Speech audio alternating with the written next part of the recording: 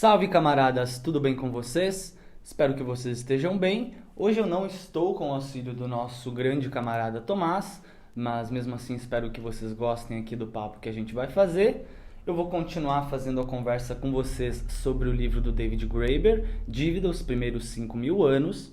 E eu vou adentrar um pouco agora lá no capítulo 3, onde ele vai falar um pouco ainda sobre o mito do escambo, mas ele principalmente vai acabar abalando o mito das dívidas primordiais, tá bom?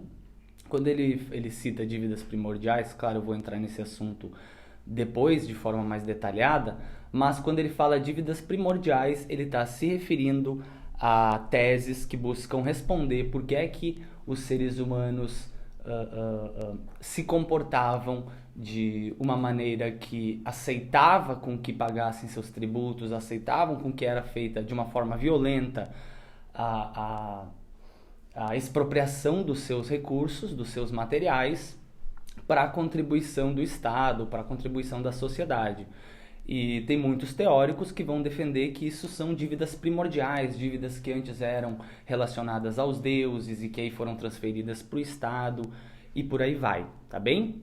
E aí eu separei já o trecho aqui do capítulo 3, que é onde ele vai falar sobre as dívidas primordiais. E por que é interessante eu ler todo esse trecho para vocês e fazer a reflexão em cima dele?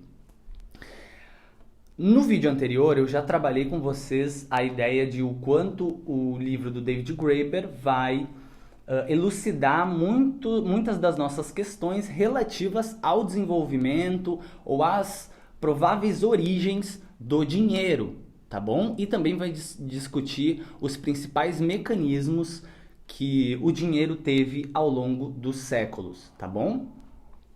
Então eu acho que é essencial a gente compreender o pensamento do Graeber desses períodos, que são períodos muito remotos, tá certo? São investigações que geralmente nós que somos, por exemplo, do direito, né, eu, Tomás, nós não temos muito acesso ou não há muita discussão sobre dados relativos à antropologia e tudo mais.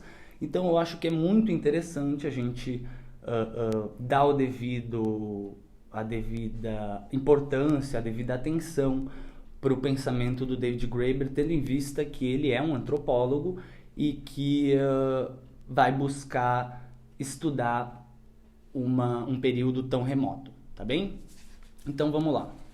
Como é que ele começa esse capítulo 13? Ele começa assim, ó. O motivo de os manuais de economia hoje começarem com vilarejos imaginários se deve à impossibilidade de falarmos sobre vilarejos reais. No outro vídeo eu já estava falando, inclusive, para vocês sobre quanto o escambo era um mito, tendo em vista que, derivada das pesquisas antropológicas, derivada de pesquisas arqueológicas, não é possível encontrar um cenário onde uma sociedade, uma comunidade viva apenas do escambo, né? Ou utilize do escambo para fazer suas principais trocas, tá bem? Vamos lá, continuando. Até mesmo alguns economistas foram obrigados a admitir que a terra do escambo de Adam Smith, na verdade, não existe. A questão é saber por que o mito foi perpetuado. Economistas renomados descartaram com tranquilidade outros elementos de A Riqueza das Nações. Por exemplo, a teoria do valor-trabalho e a desaprovação às sociedades anônimas. Também comentei com vocês no outro vídeo. E aí, então, por que simplesmente não descartar o mito do escambo como uma parábola fantástica e, no lugar dela, tentar entender os acordos de crédito primordiais, né? Ou, de todo modo, algo mais consoante com as evidências históricas, tá bom? Quando ele fala aqui de créditos primordiais, é a principal função que o direito exercia, era como o dinheiro era utilizado nos tempos mais imemoriais que a gente tem acesso aos dados históricos antropológicos, tá bem? Então, principalmente naquela idade que eu falei para vocês, que é a idade dos primeiros grandes impérios agrários, tá bom? Aí ele vem e responde. A resposta parece ser que o mito do escambo não pode desaparecer porque é central para todo o discurso da economia. Recordemos qual era o propósito de Adam Smith quando escreveu A Riqueza das Nações. O livro é, sobretudo, uma tentativa de estabelecer como ciência a disciplina recém-descoberta da economia. Isso significa duas coisas. Primeiramente, que os assuntos econômicos deveriam ter o próprio domínio de estudo, o que hoje chamamos de a economia, entre aspas, embora a ideia da existência de algo chamado de economia, também entre aspas, fosse muito nova na época de Smith. E em segundo lugar, que essa economia deveria funcionar de acordo com leis semelhantes às que Sir Isaac Newton havia identificado pouco tempo antes em funcionamento no mundo físico. Newton representara a figura de Deus como um relojoeiro cósmico que criou o maquinário físico do universo para que funcionasse em benefício supremo dos seres humanos, e depois o deixou trabalhando sozinho.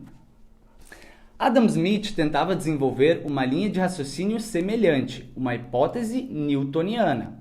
Deus, ou a providência divina, como dizia ele, dispôs as coisas de tal maneira que nossa busca pelos interesses próprios, dado um mercado sem restrições, seria levada por uma mão invisível, entre aspas, a promover o bem-estar geral. A famosa mão invisível de Smith era, como ele diz em Teoria dos Sentimentos Morais, o agente da providência divina. Tratava-se, literalmente, da mão de Deus. Uma vez que a economia foi estabelecida como disciplina, os argumentos teológicos deixaram de parecer necessários ou importantes. As pessoas continuam discutindo se o livre mercado vai realmente produzir os resultados que Smith disse que produziria, mas ninguém questiona se o mercado naturalmente existe. Os pressupostos subjacentes que derivam disso passaram a ser vistos como senso comum, tanto que, como observei, nós simplesmente aceitamos que, quando objetos de valor passam para outras mãos, isso normalmente acontece porque dois indivíduos decidiram que obteriam vantagem material ao trocá-los. Um corolário interessante é que, assim, os economistas passaram a ver a própria questão da presença ou ausência do dinheiro como algo sem importância especial, uma vez que o dinheiro é apenas uma mercadoria. Foquem bem, prestem bem atenção nesse ponto, tá? Porque esse é um debate bem interessante e que os neoclássicos, né, os neoliberais, os liberais em si, economistas, eles sempre tendem a ver o dinheiro como apenas uma mercadoria, ou seja, não reconhecendo funções sociais, não reconhecendo funções políticas no dinheiro, tá bom? Sendo que eles consideram como o meio de troca, né, que é uma das funções do dinheiro, o meio de troca, ser um meio de troca para a gente trocar bens, eles consideram como a função primordial do dinheiro, tá bem? E muito por verem o dinheiro como apenas uma mercadoria, tá certo? E o que o Graeber ensina para nós, pelo menos eu fazendo a leitura desse livro, é que a função mais essencial do dinheiro não é como meio de troca, e sim como unidade de conta. Por que unidade de conta? Por quê? O dinheiro, ao longo do período histórico, ao longo dos séculos, ele sempre foi muito mais uma ferramenta de contabilidade, uma ferramenta para a gente marcar crédito, débito, para a gente saber quem deve o que a quem e o quanto é essa dívida que X deve a Y, tá certo? E sempre demonstrando o quanto o dinheiro tem um aspecto muito mais social, tá certo? Sendo que, claro, não sejam banais, né? Não sejam toscos. Não estou dizendo que o dinheiro não é uma mercadoria, tá? E o Graeber também não fala isso no livro. Ele apenas fala que as características mais importantes do dinheiro não são essas, mesmo que o dinheiro, sim, seja uma mercadoria, mas as suas funções sociais são muito mais essenciais, tá certo? Para o seu funcionamento, ok? Então vamos lá. Uma vez que... Aqui eu já li. Pois bem, Fora isso, ele não tem nenhuma outra qualidade especial, ou seja, tratando aqui do dinheiro, né? Que os neoclássicos veem ele como uma mercadoria apenas, não tanto como algo que seja importante, sei lá, uma medida abstrata, por exemplo, para medir qual que é o valor das dívidas. Isso é um papel que eles veem como secundário no dinheiro, tá certo? Então vamos lá. Em 1958, Paul Samuelson, uma das principais luzes da escola neoclássica, que ainda exerce influência no pensamento econômico moderno, expressaria desdém pelo que chamou de, abre aspas, mecanismo social do dinheiro, fecha aspas.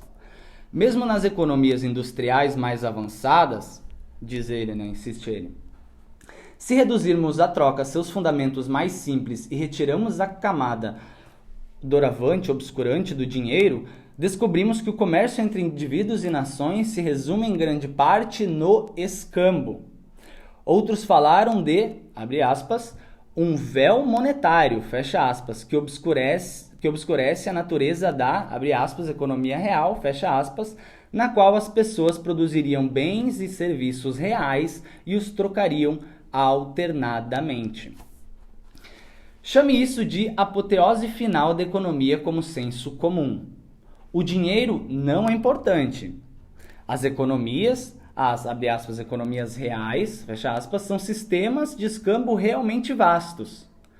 O problema é que a história mostra que, sem o dinheiro, esses sistemas não acontecem. Até mesmo quando as economias caem, revertem para o escambo, entre aspas, como parece ter ocorrido em boa parte na Europa na Idade Média, elas não abandonam de fato o uso do dinheiro.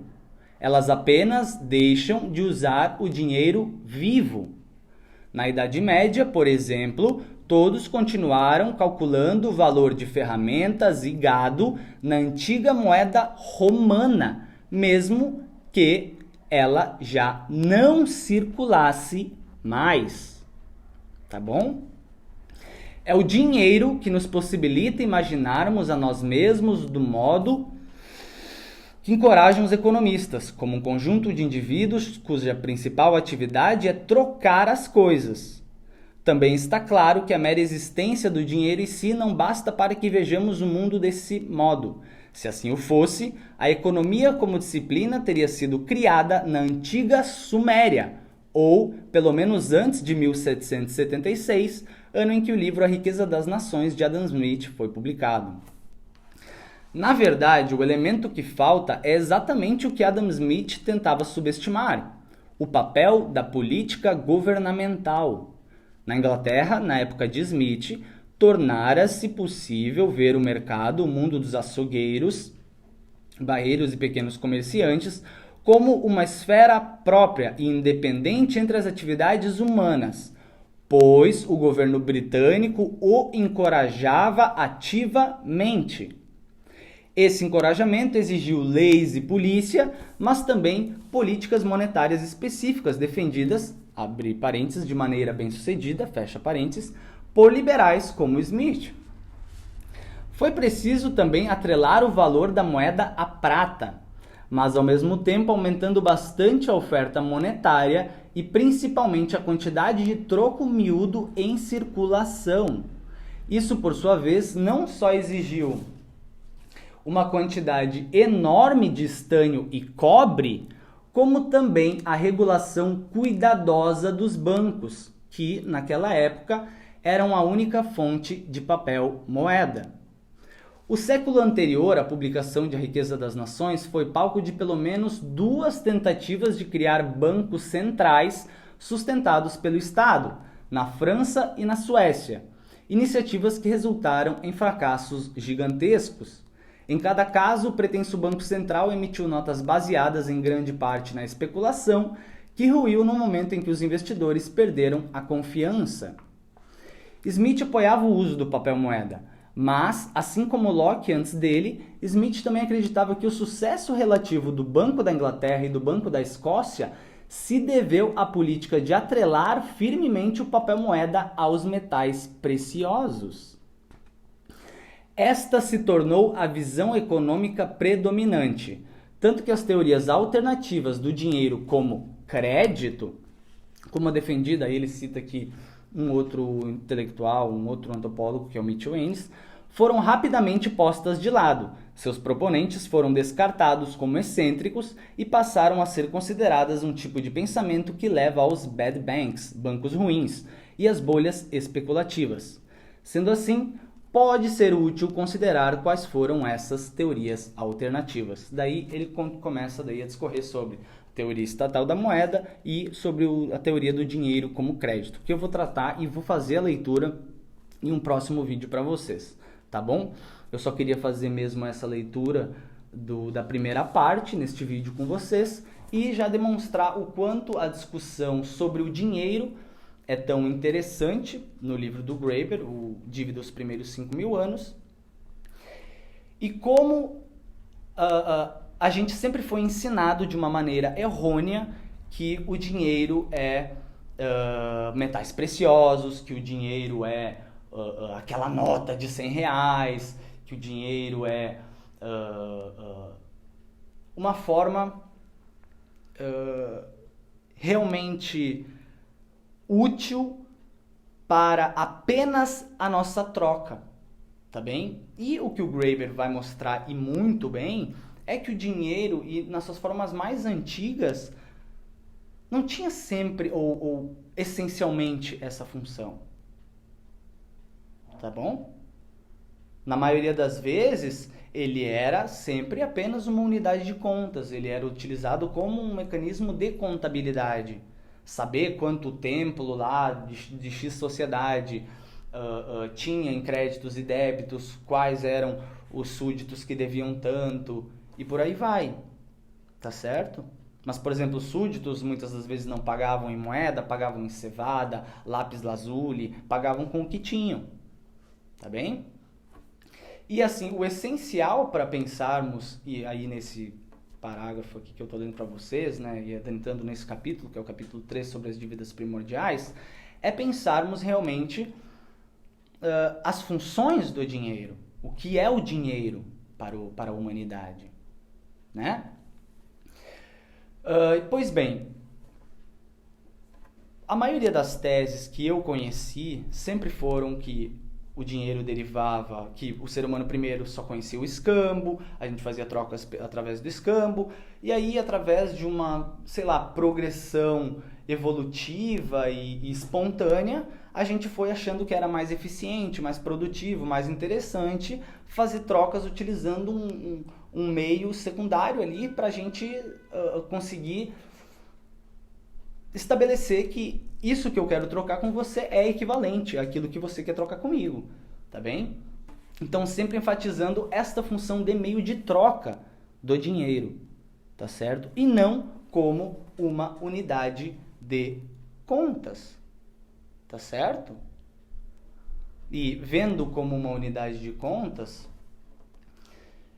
é possível notar também como daí esses primeiros grandes impérios agrários, que não tinham a cunhagem da moeda em metais preciosos, como depois a gente tem na Idade Axial, que é o período que eu falei para vocês que vai de mais ou menos 800 a.C.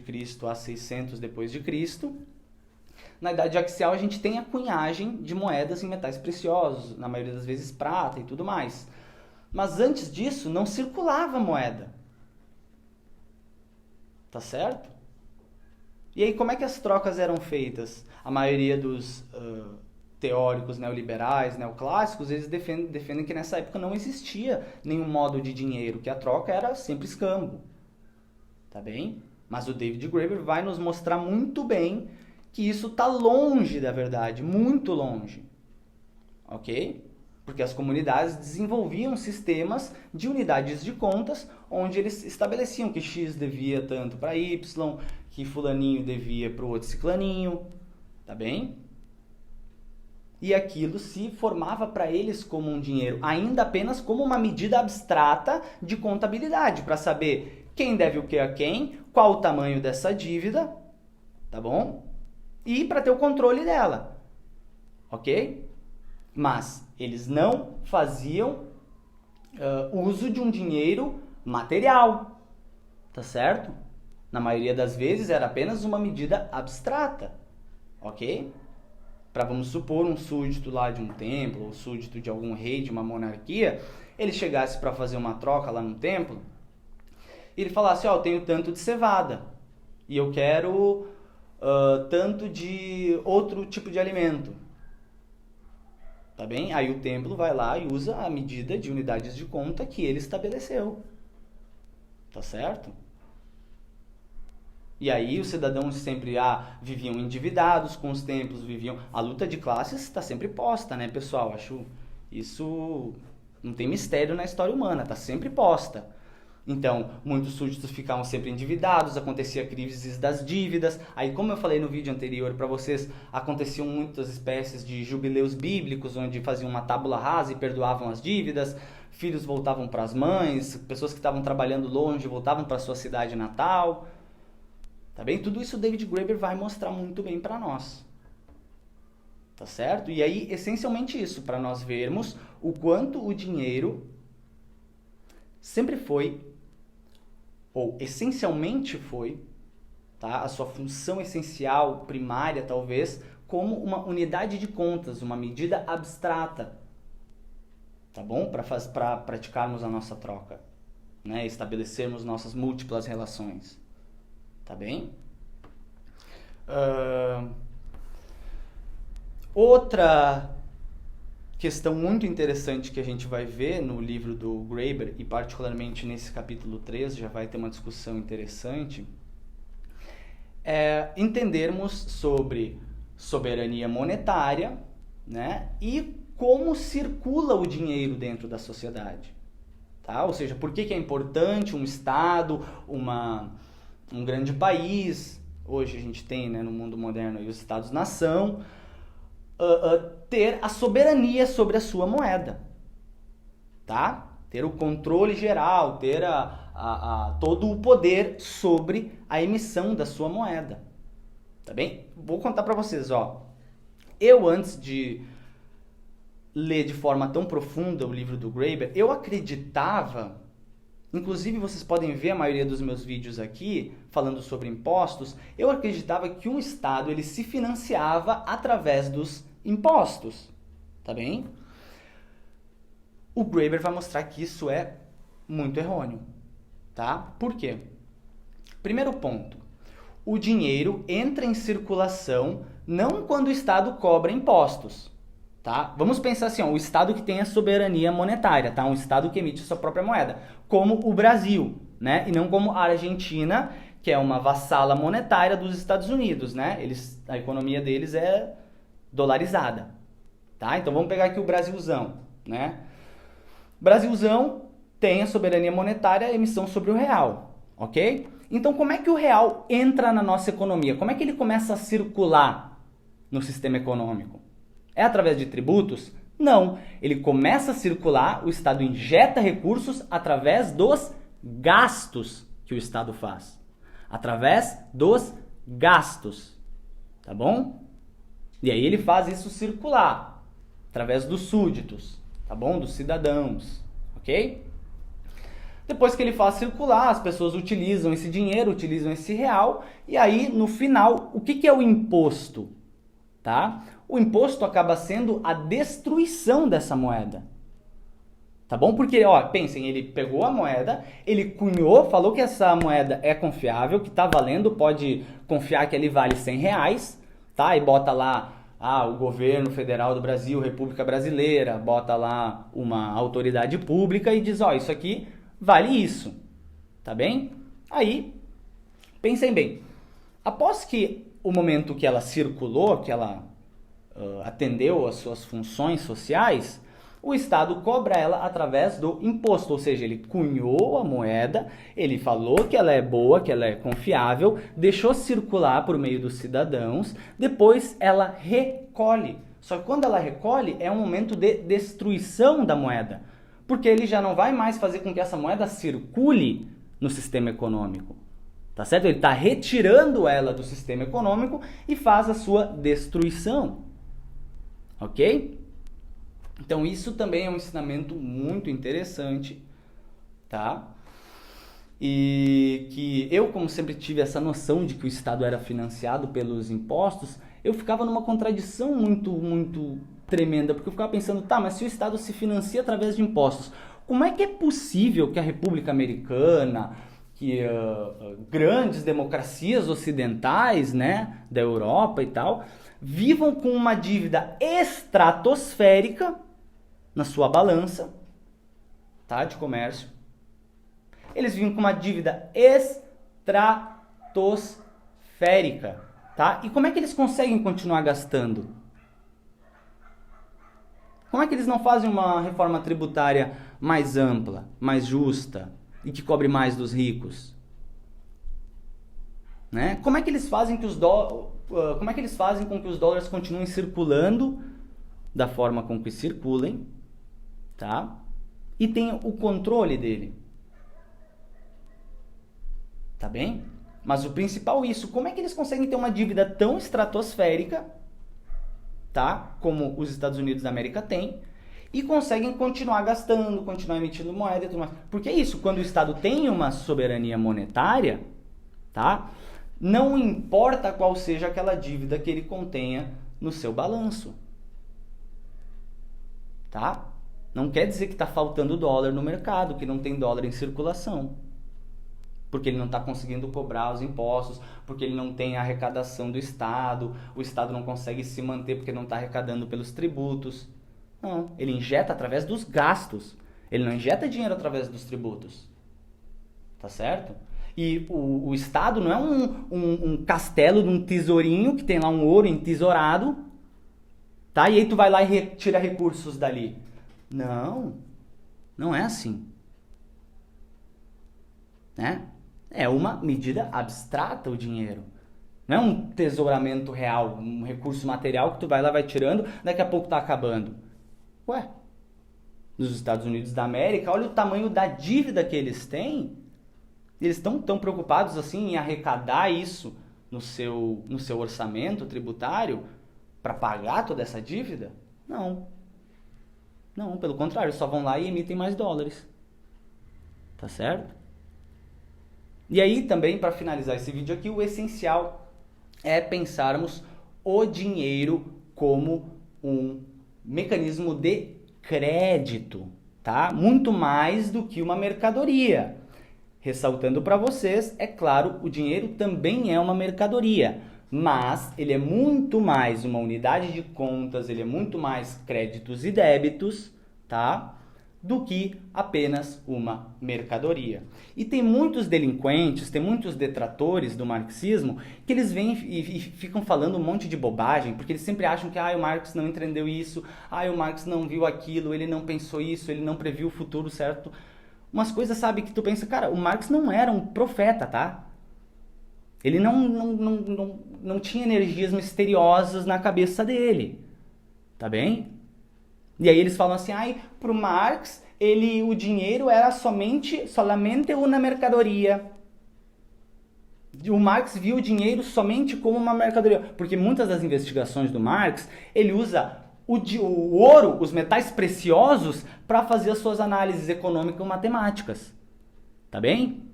E aí eles se apegam a isso e não leem direito toda a teoria mais fora da área econômica, onde o Marx inúmeras vezes reconhece que o dinheiro é uma mercadoria, sim, mas com características muito específicas. Tá certo? Ou seja, ele reconhecia o dinheiro como mesmo que uma mercadoria, mas uma mercadoria muitíssimo especial, tá bem? Com funções sociais das mais variadas, tá bom? Então esse é o recado para os detratores aí, delinquentes que estão sempre falando mal de Marx, e aí falam, por exemplo, quando vão discutir as teorias relacionadas a dinheiro, que o Marx viu o dinheiro só como mercadoria e tudo mais, sendo que não. Naquela época já, século XIX, o Marx já tinha essa clara noção. Tá bem? Ele já tinha essa clara noção, porque é óbvio, esses idiotas não reconhecem que Marx é um dos maiores gênios da humanidade, né? E principalmente o maior teórico que já houve do sistema capitalista, do capitalismo, né? E aí falam esse um monte de abobrinha, tá bem? Mas o essencial, então, seria isso, já deve estar ficando longo aí para vocês. No próximo vídeo eu vou trazer então o término do capítulo 3 sobre as dívidas primordiais e trazendo principalmente a teoria estatal da moeda e teoria do dinheiro como crédito, tá bom? Obrigado a todos, agradeço a quem assistiu até aqui, um beijão no coração.